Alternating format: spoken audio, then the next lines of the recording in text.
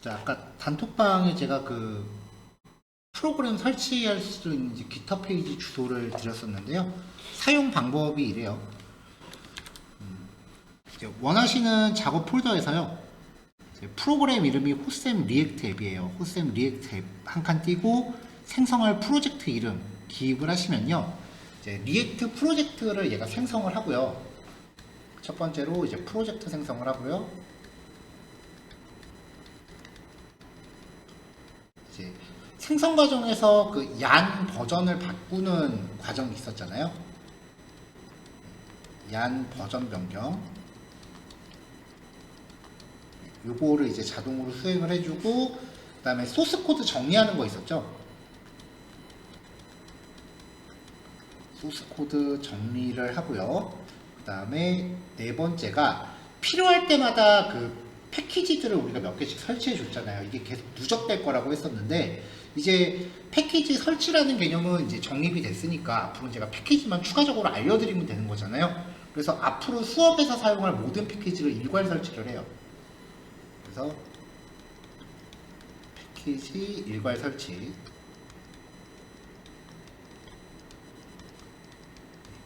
그리고 그 다음에 앞으로 이제 수업이 진행되면서 몇몇 개는 이제 그 헬퍼 같은 일단 유틸리티 성격으로 매 예제마다 들어가는 그 함수 같은 것들이 좀 있을 거라고요. 그런 내용들도 이제 앞에서 우리가 봤었던 것들을 리액트 스타일로 좀 만드는 거기 때문에 그 앞으로 사용될 함수들, 우리가 만들어야 되는 함수들이요. 함수들을 모두 포함을 시켜놨어요. 그래서 이 코드들은 그 매번 그냥 뭐 한 번 작성하고 넘어가는 애들이니까 뭐 그때 가서 직접 실습하시기보다는 사용될 때 코드가 어떻게 구성됐는지 제가 리뷰만 하고 넘어갈 거예요. 그래서 우리는 그냥 리액트 자체에만 좀 더 집중을 하자라는 취지고요. 그래서 오늘 이제 생성하실 거는 6번 레이아웃 데모라고 하는 이름의 프로젝트를 만드시면 되는데요.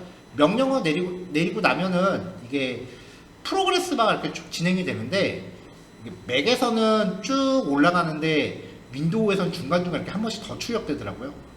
그리고 이게 단계가 조금씩 올라가는 게 이 과정 단계가 시간이 좀 걸려요.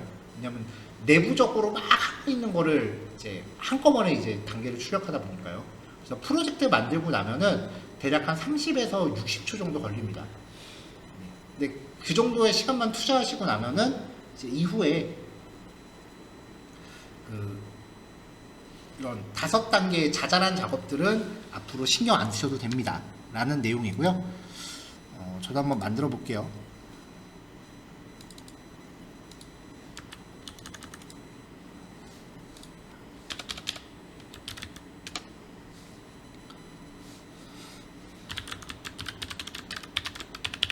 자, 호셈 리액트 앱이라고 하고 06 레이아웃 데모, 요번 단원 프로젝트 이름을 생성을 하면,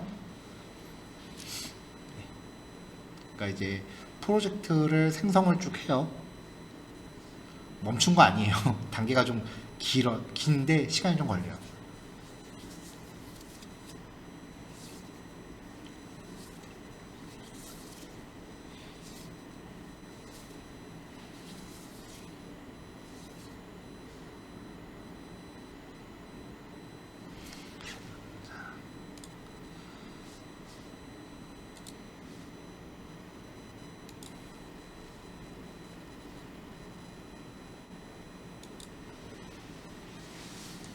자, 이렇게 해서 지금 프로젝트 생성이 완료가 됐고요.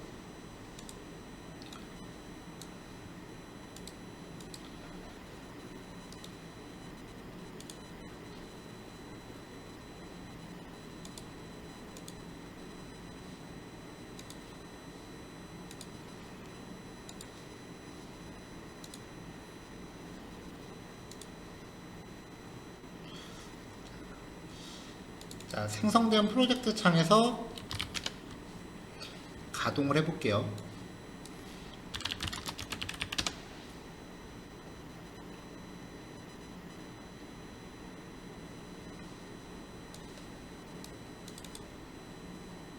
네, 그럼 이제 이런 형태로 이제 준비를 해놨고요. 생성되는 항목들 보면은 일단 패키지.json에 홈페이지 값이 프로젝트 이름으로 자동으로 기입되게 해놨고요. 그 다음에 디펜던시즈 보면은 이제 앞으로 우리가 수업에서 하나하나 사용할 패키지들이 전부 미리 설치가 되어 있어요. 그래서 해당 패키지들은 이제 처음 등장할 때 이 패키지는 이런 기능을 합니다. 뭐 그런 식으로 이제 소개를 해드릴 거고요. public.html에 있는 index.html 파일은요, 주석 좀 빼고 정리해놨습니다. 기본으로 생기는 파일들이 주석이 너무 많아서 주석을 좀 제거했고요. app.js 보시면은 이제 기존에 이제 라우터 돔 걸어서 인덱스부터 봐야죠. index.js 보면은 이제 아직 수업에서 진행되지 않은 부분이 요 리덕스 구성이라고 하는 부분이에요. 요건 이제 나중에 AJAX 처리할 때 쓰는 건데 코드가 딱 하나, 둘, 셋, 넷, 네 줄밖에 안 들어가서 그냥 미리 넣어놨고요. 그리고 store.js라고 하는 파일도 나중에 이제 AJAX에서 사용을 하는 파일인데 요게 딱 기본 골격이에요.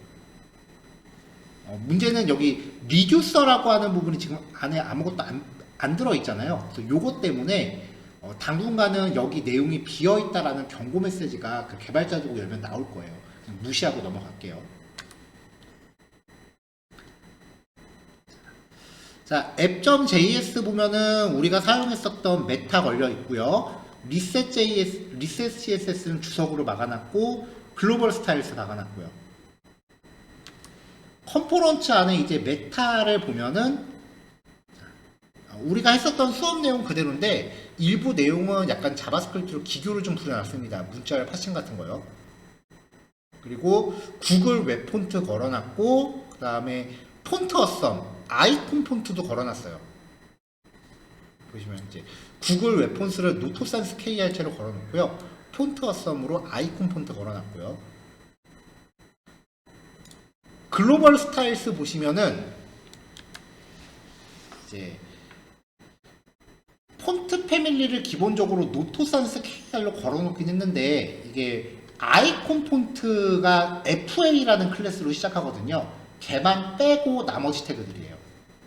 왜냐면 아이콘 폰트까지 폰트 패밀리 같이 걸면은 아이콘이 깨지더라고요. 그 다음에 약간의 기본 스타일 좀 걸어놓고 미디어 쿼리 같은 경우는 우리가 썼었던 거 앞으로 필요할 때마다 그냥 요 파일만 임포트해서 쓸 수 있게끔 골격을 잡아놨고 그 다음에 어제 썼던 메뉴 링크 그 메뉴 링크를요 별도의 컴포넌트 파일로 빼놨습니다. 여기 보시면은 스타일드 컴포넌트를 걸어서요 이 메뉴 링크 컨테이너 보통 우리가 이렇게 걸었어요.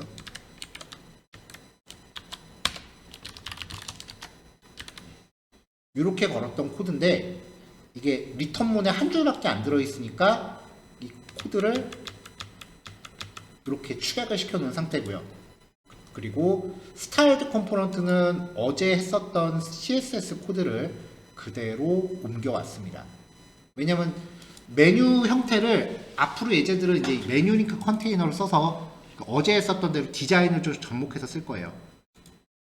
자, 스피너라든지 테이블 같은 경우는 이건 예제에서 쓸 테이블 태그 CSS 미리 스타일드 컴포넌트로 뽑아놓은 거고요.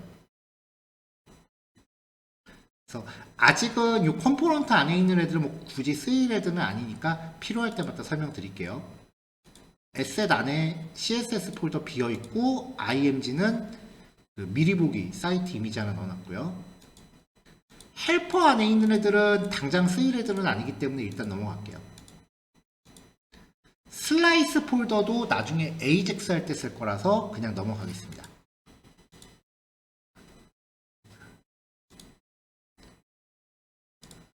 자, 이렇게 이제 기본 구성을 해놨어요. 매번 들어가는 그 반복 작업들 빼놓은 거고요.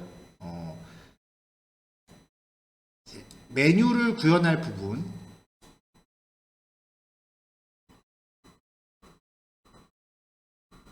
그리고 페이지 라우팅 구현할 부분 이렇게 들어 있습니다.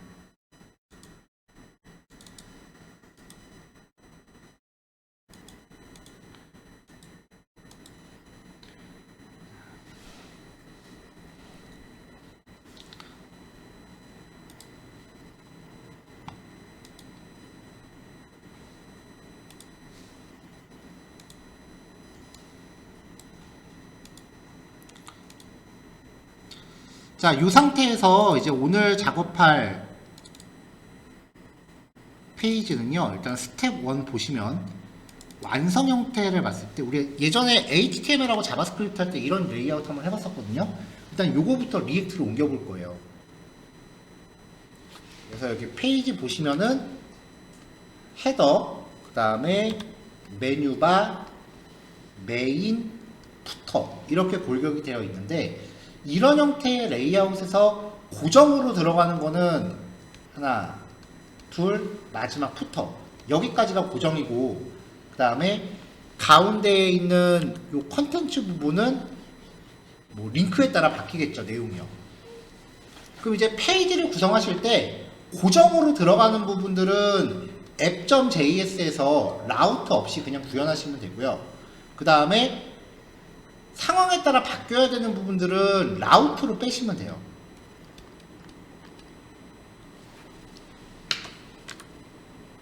자, 그래서 이제 첫 번째 단계에서는 영역만 나눠 놓을 겁니다. 그래서 헤더, NAV바, 메인, 부터 이렇게 영역만 잡아 놓을 거예요.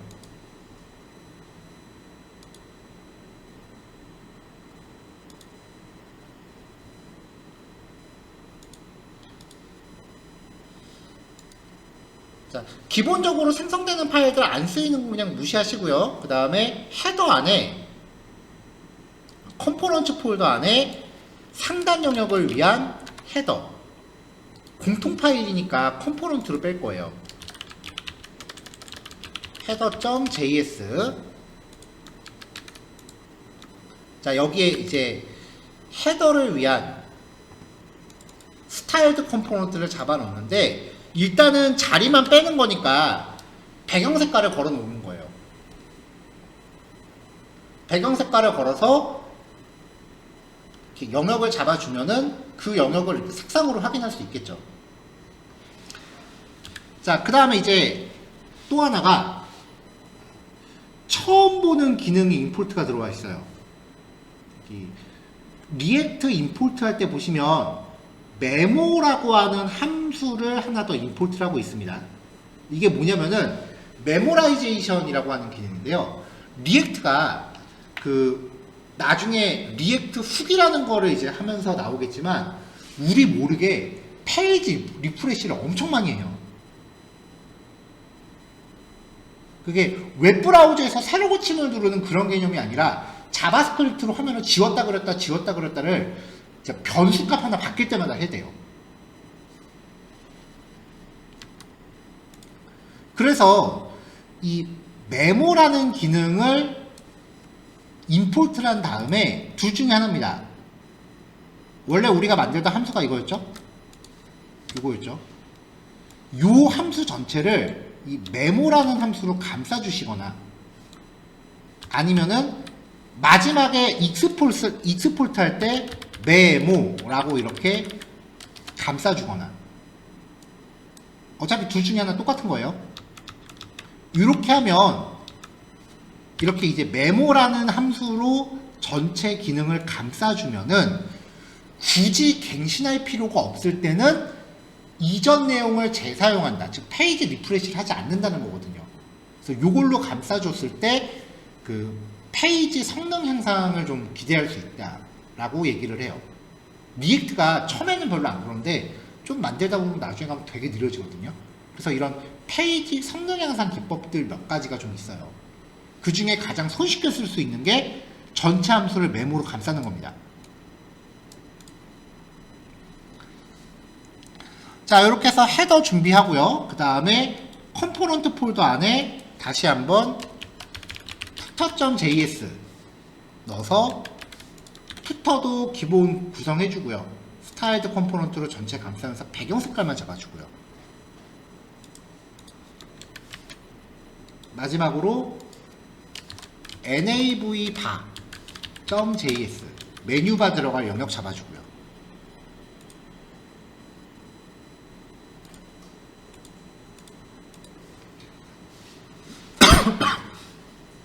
자, 그 다음에 이제 페이지의 본체 영역은 페이지스 폴더 안에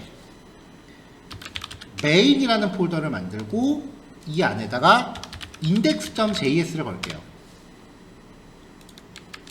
여기도 메인 영역이니까 배경 색깔만 일단 잡았습니다. 이거를 index app.js에서 조립을 해줄 거예요.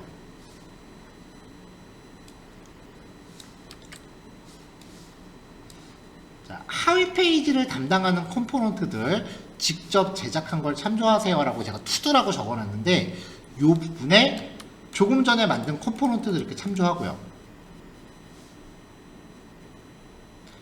페이지 레이아웃이니까 일단 여기서는 리셋을 사용을 해야겠죠.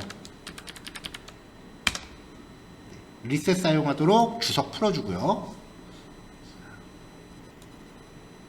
자, 그 다음에 이제 잘 보시면 돼요.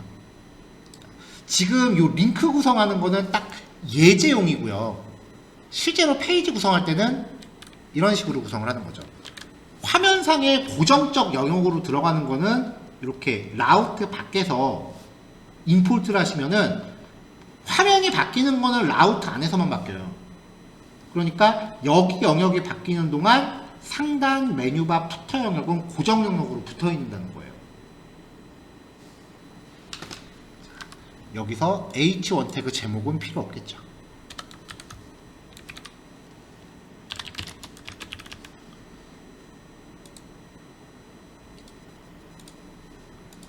자, 이렇게 해서 가동을 시키면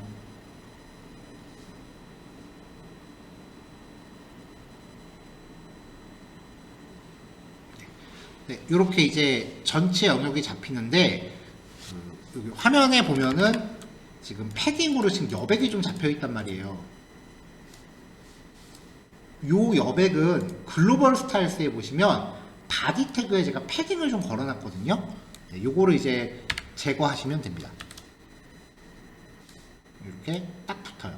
어차피 리셋 CSS가 들어있으니까 이 부분 통째로 지우셔도 돼요.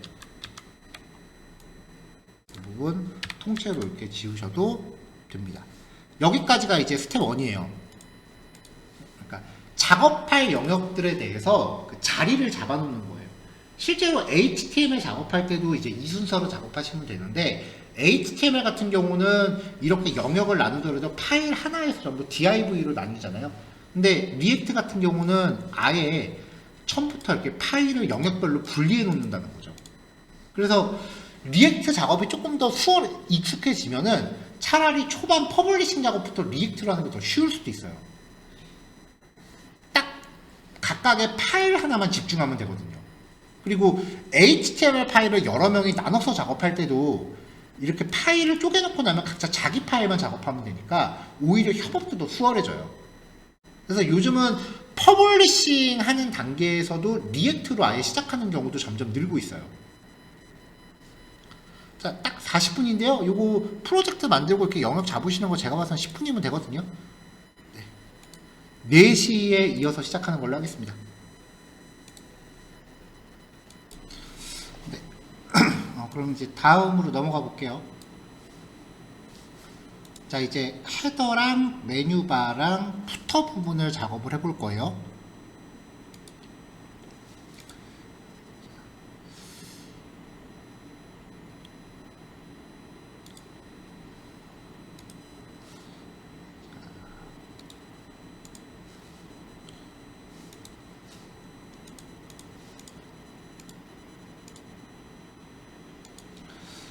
자, 먼저 헤더 쪽에는 그냥 간단하게 그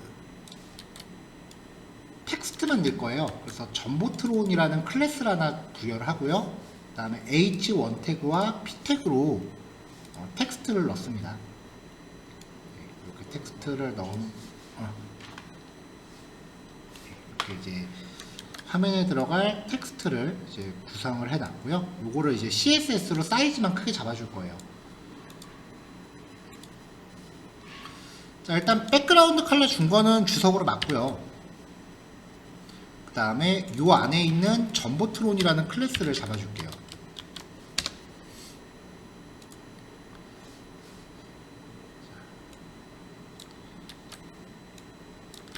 자, 일단 패딩을 80 정도 줘서 좀 크게 주고요. 가운데 정렬하고 백그라운드 컬러, 그 다음에 글자 크기 흰색으로 잡아주고요. H1 태그 같은 경우는 이제 글자 크기 좀 더 크게 잡아주고 그 밑에 p 태그는 좀 상대적으로 작은 사이즈로 잡아줬어요. 자, 이렇게만 해놓고 나면은 지금 완전 데스크탑 사이즈이기 때문에 요게 100%예요. 데스크탑 사이즈이기 때문에 이제 미디어 쿼리를 가져옵니다. 자, 같은 폴더 안에 미디어 쿼리라고 하는 자바스크립트 파일이 있는데 이게 우리가 만들었었던 브레이크 포인트 사이즈 구간 설정하고 얘를 이제 객체 만들어서 익스포트를 시켰어요. 기존에 우리가 코딩했던 게 이런 식이었어요. 자, 이렇게 해놓고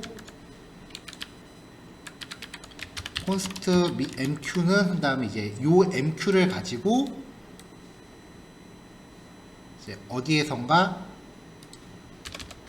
달러 mq 뭐 max width 한 다음에 뭐 sm 사이즈에 대해서 css를 이렇게 전개를 했었죠.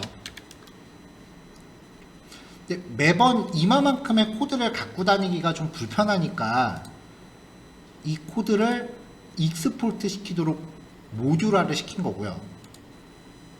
이제 이 브레이크 포인트의 결과가 익스포트가 되니까 앞으로는 얘를 쓰기 위해서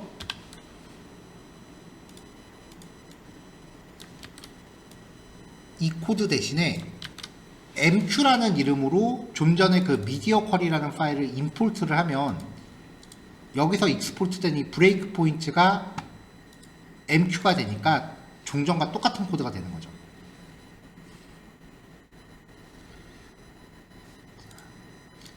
자, 지금 예제는 데스크탑 사이즈 기반으로 하고 있거든요.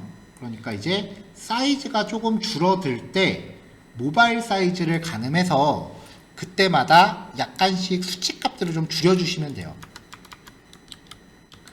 자, 패딩 사이즈가 데스크탑 80에서 모바일 40으로 줄어들고 글자 크기나 여백 같은 것들을 줄여줬습니다.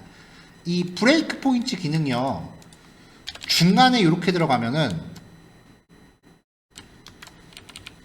속성에 대해서만 처리할 수도 있고요. 아니면은 이렇게 아예 선택자를 통째로 지정해 줄 수도 있어요. 그러니까 아무데나 넣어도 돼요. 결론은 지금 전보트론 안에 있으니까 여기서 전보트론에 대한 패딩 사이즈만 제정이 한 거고 전보트론 안에 있는 h1과 p 태그도 제정을 해준 거죠. 자, 그럼 이제 늘어났을 때랑 줄어들다 보면은 사이즈가 좀 작아지겠죠. 자, 이렇게 해서 이제 간단하게 헤더를 마무리하고요. 그 다음 메뉴바입니다.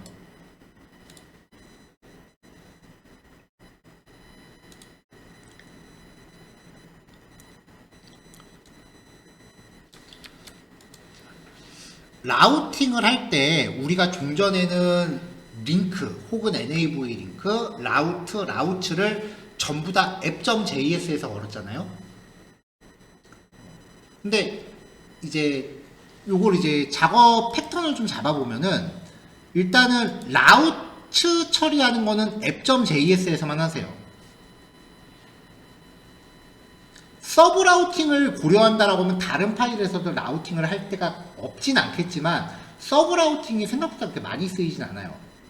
그래서 화면에 대한 분기는 app.js에서만 하시되 링크는 아무 데서나 걸어도 돼요. 그래서 메뉴바라고 하는 컴포넌트를 따로 뺀 다음에 여기에서 nav 링크를 가져오는 거죠.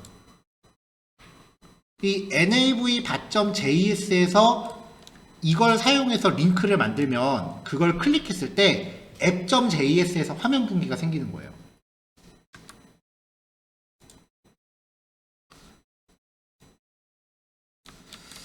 자, 요 안에 이 nav 링크를 걸어서요.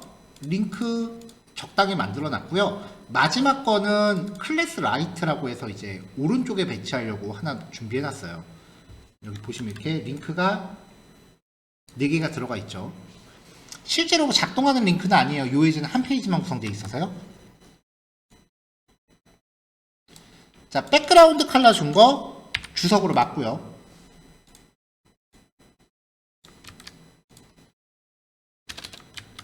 자, 오버플로우 히든. 삐져나가는 거는 이제 숨겨버려라 라고 했는데, 실제로 뭐 요 컴포넌트에서 삐져나가는 부분이 있지는 않습니다.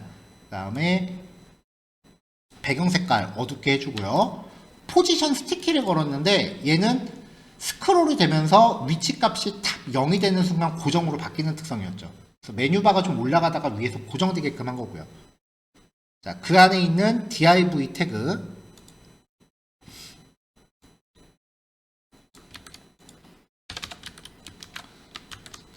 자, 기본적으로 이 nav가 컨테이너가 이 nav 태그, div 태그의 변형이죠. 그래서 기본적으로 화면을 가로축으로 가득 채워요. 그럼 이제 해상도가 엄청 큰 모니터에서는 이 메뉴가 진짜 고개를 돌려서 봐야 될 정도로 넓게 있으니까 보통 이렇게 배경은 가로를 가득 채우더라도 컨텐츠 자체는 넓이를 제한된 영역 안에 놓는 경우가 많아요. 네이버만 봐도 그래요. 자, 만약에 뭐 스토어를 들어간다라고 하면은 이게 보시면 요 가로선은 화면을 가득 채우는데 메뉴 영역 같은 경우는 넓이가 제한되어 있거든요. 그러니까 배경 역할을 하는 박스는 일단 화면을 가득 채워놓고 요 컨텐츠는 그 안에서 넓이를 제한시키는 거예요. 자, 그래서 nav와 컨테이너 안에 div를 놨는데 요 div 태그한테 넓이를 1200픽셀로 제한시키고 가운데 정렬시킵니다. 그러면 배경은 가득 차지만 컨텐츠는 1200픽셀 안에서 이렇게 제한되어 있어요. 글자가 색깔이 좀 안 보이긴 하는데요.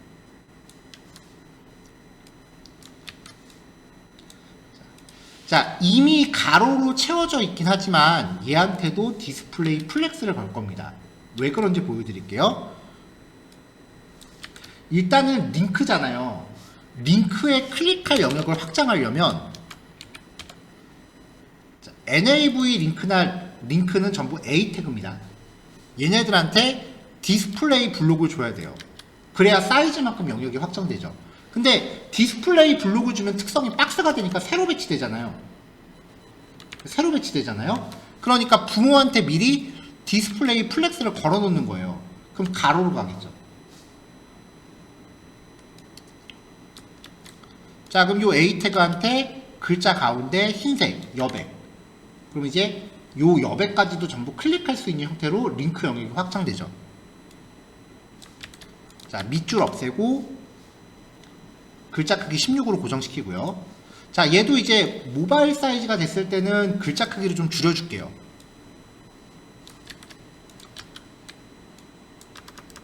자, 모바일 크기에서는 글자 크기가 14픽셀로 되게끔요. 잘 보시면 글자 크기가 조금 줄어요.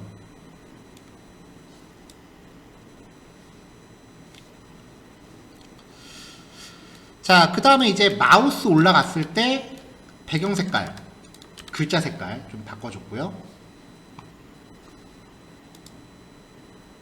잠시만요. 어디서 에러 나고 있네요. 아, MQ. 아까 임포트 한 게 사라졌네요, 코드가. 자, 마우스 올라갔을 때 색깔 바꿔줬고요. 자, 그 다음에 지금 사용하고 있는 이 nav 링크의 특성은 링크에 걸려있는 주소가 현재 브라우저에 표시되는 URL과 일치할 때 액티브라는 클래스를 자동으로 부여해주는 기능이 있었어요. 그러니까 우리는 이 A 태그에 대해서 액티브라는 클래스가 동시에 적용될 때라는 상황만 대비해 놓으면 URL에 맞는 링크가 자동으로 강조되겠죠. 자, 마지막 링크 라이트라고 걸려 있거든요. 이 라이트는 min width sm, 그러니까 스마트폰 사이즈보다 클 때만 마진 레프트 오토를 부여했어요. 이렇게 들어가 있다가 모바일 사이즈에서는 왼쪽으로 몰리는 거죠.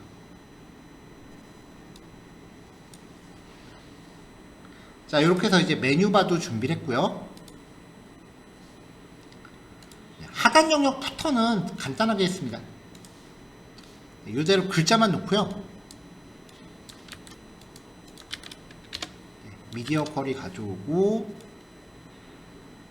백그라운드 컬러 준 거 주석으로 막은 다음에 적당히 사이즈, 여백, 글자 크기 뭐 이런 것만 조절했습니다. 모바일에선 패딩이랑 글자 크기 좀 줄였고요. 자, 이렇게 해서 이제 헤더 푸터를 먼저 작업하고 나면 모든 페이지가 헤더 푸터랑 메뉴를 먼저 작업하셔야 돼요. 그럼 이제 그 다음부터는 요 링크에 따라서 메인 영역만 이제 준비해 주면 되겠죠. 자, 여기까지가 이제 스텝 2예요.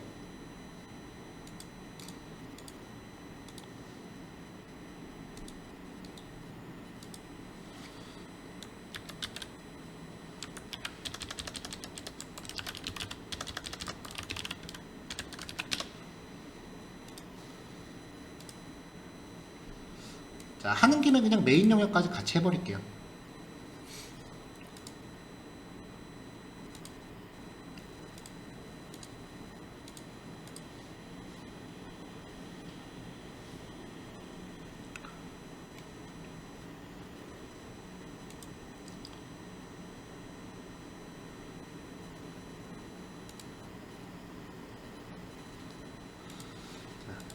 메인 영역을 보면은 이제 마찬가지로 컨텐츠 영역은 제한이 되어 있어요. 그리고 왼쪽 사이드바와 오른쪽 컨텐츠 영역으로 나눠져 있어요. 자, 그럼 이제 페이지스 안에 메인 안에 인덱스. 자, 여기서 이제 컴포넌트를 2개 추가합니다.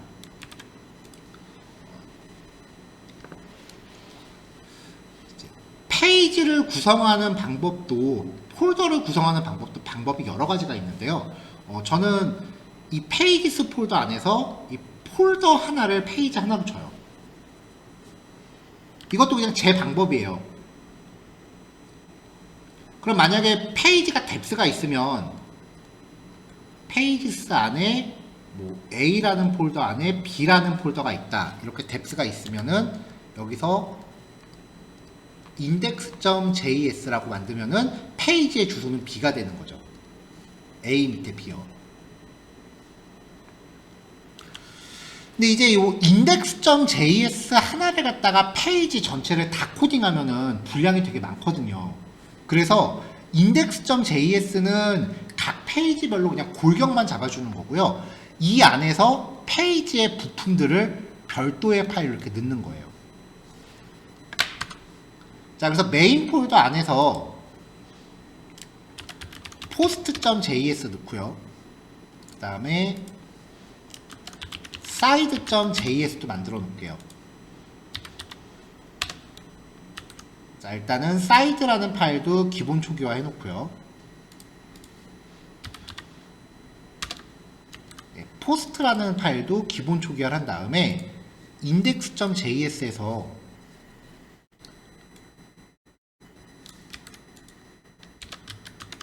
미디어 쿼리와 사이드 포스트 가져왔습니다.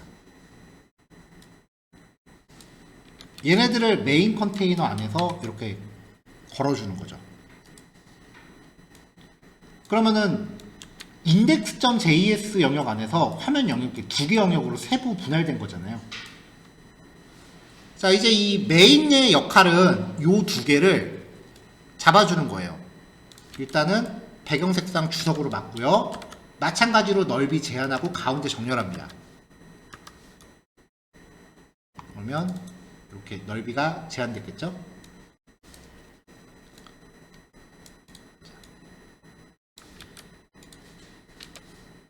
양쪽에 테두리를 하나씩 걸었어요. 이런 식으로 양선에 테두리를 그어주고요. 그 다음에 디스플레이 플렉스를 걸었어요. 그럼 가로 배치 되겠죠? 사이드하고 포스트 각각의 넓이를 잡아주면 돼요, 이제.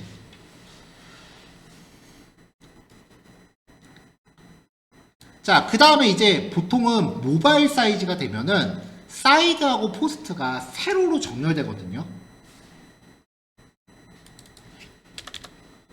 그래서 모바일 사이즈가 됐을 때 컬럼 방향을 로우가 아니라 컬럼으로 해주면 플렉스가 세로 배치하잖아요. 근데 단순히 그냥 컬럼으로만 해주면 사이드바가 먼저 있고 포스트가 밑에 있으니까 사이드바와 컨텐츠 이런 순서대로 모바일에서 정렬이 된다고요. 그러면 실제로 이제 핸드폰으로 접속했을 때는 컨텐츠를 보려면 스크롤을 한참 내려야 된다는 소리잖아요. 그래서 플렉스 디렉션을 컬럼 리버스로 줍니다. 그럼 얘네가 세로로 나열될 때 포스트가 먼저 오고 사이드가 나중에 와요. 이렇게요. 데스크탑은 사이드 포스트 순서인데 모바일에서는 포스트 사이드 순서가 되는 거죠.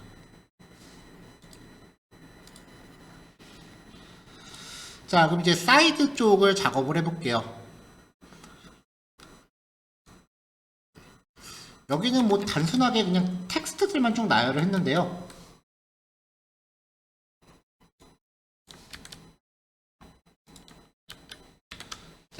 페이크 img라고 하는 컴포넌트를 하나 만들었어요. 실제로는 이미지를 넣는 게 맞겠지만 요 예제하면서 그림까지 일일이 준비하기는 번거로워서 컴포넌트 폴더 안에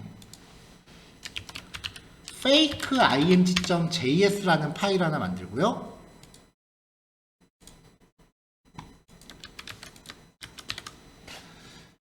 높이 값하고 컨텐츠 내용만 이렇게 파라미터로 프롭스로 받아서 높이 값은 스타일드 컴포넌트한테 넘겨서 높이 값은 파라미터에 따라서 설정하게끔 해줬고요. 프롭스로 들어온 헤이트를 다시 스타일드 컴포넌트한테 넘긴 거예요. 그래서 높이 값은 요 페이크 img의 프롭스로 각각 컨텐츠가 다르게 설정하게끔 하고 넓이는 가득. 안에 들어가는 내용은 children으로 표시했습니다. 그래서 사이드에서 페이크 img 높이 200 이런 식으로 해서 이제 표시되는 내용들 이미지 영역을 가짜로 만들어 준 거고요. 그 다음에 텍스트들 적당히 꾸며줬습니다. 자, 그럼 이제 이렇게 영역이 생기거든요. 이제 요거를 CSS로 슬슬 잡아줄게요.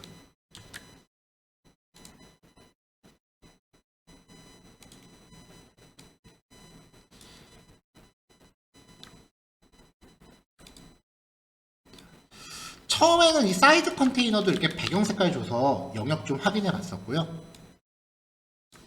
그게 끝나고 나면은 박스 사이즈는 보더 박스 주고 플렉스 늘어나지도 말고 줄어들지도 말고 기본 크기 360픽셀로 잡아라. 그럼 플렉스 영역 안에서 기본 크기 360으로 잡고요. 그 다음에 테두리 배경 색깔 패딩. 자, 나머지 CSS 한꺼번에 갈게요.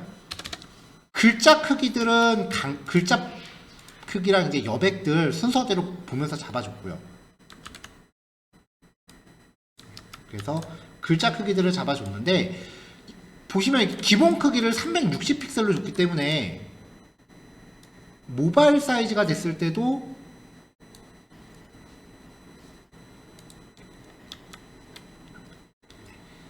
이게 모바일 사이즈가 됐을 때 이게 계속 360픽셀로 고정돼 있어요. 그래서 아래쪽에서 모바일이 되면은 기본 크기를 100%로 바꾸고 오른쪽 테두리 0픽셀로 해서 처음에 만들었었던 요 라이트 테두리를 없앴습니다. 자, 위쪽에 포스트 영역이요.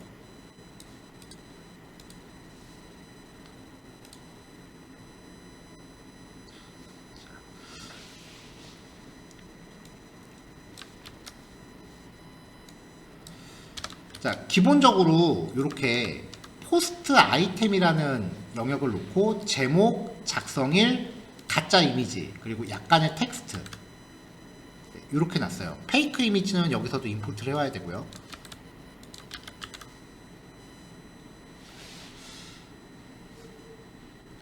자, 근데 이제 요게 그 컨텐츠가 하나만 있으면 재미없잖아요. 그래서 이거를 반복문을 돌려서 여러 개를 놓고 싶은데 리액트의 JSX에서는 우리가 일반적으로 쓰는 포문은 못 써요.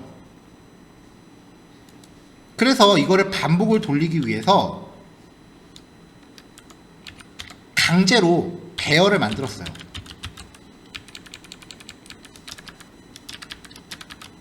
이 배열을 놓고 맵으로 돌려요.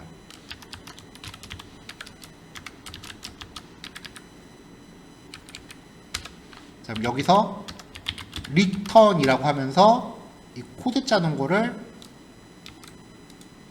여기다 넣어주는 거죠. 그러면 똑같은 게 반복되죠. 네, 이렇게 복사하다 보니까 여기 키 프로퍼티가 안 들어가 있네요. 키 프로퍼티가 없으면 개발자 도구 열었을 때 경고가 떠요. 그래서 키 프로퍼티는 반복문 안에서 꼭 넣어주셔야 됩니다. 자, 그럼 이제 이 영역들 CSS 처리해 보죠. 처음에는 얘도 이제 배경 색깔을 걸어서 영역 확인했었고요. 그 다음에 플렉스 1 겁니다. 그 남은 공간을 플렉스 안에서 가득 채우라는 거고요. 포스트 아이템에 대해서 글자 크기랑 여백들만 잡아서 마무리했습니다. 뭐 어려운 CSS 아니니까 요거는 한꺼번에 제시할게요. 그러니까 지금 요 예제는 리액트로 화면을 만드는 일반적인 그 과정을 확인하시면 돼요.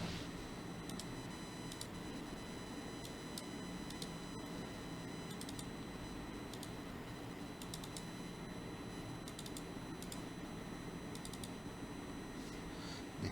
일단은 뭐 오늘은 이제 요런 형태로 이제 첫 번째 샘플을 제시한 건데요. 다음 예제는 요거고요. 저는 HTML에서 하셨었죠.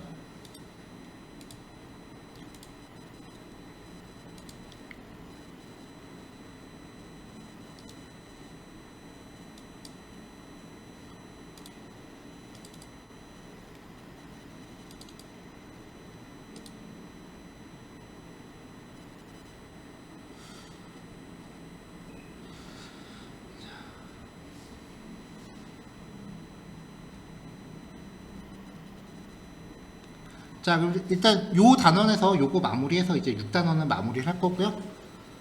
시간이 지금 두 스텝을 한꺼번에 지금 제가 진행을 해갖고 얼마나 걸릴지 잘 모르겠는데, 뭐 다음 내용은 이제 진행되시는 거 봐서 제가 시작 시간 고려할게요.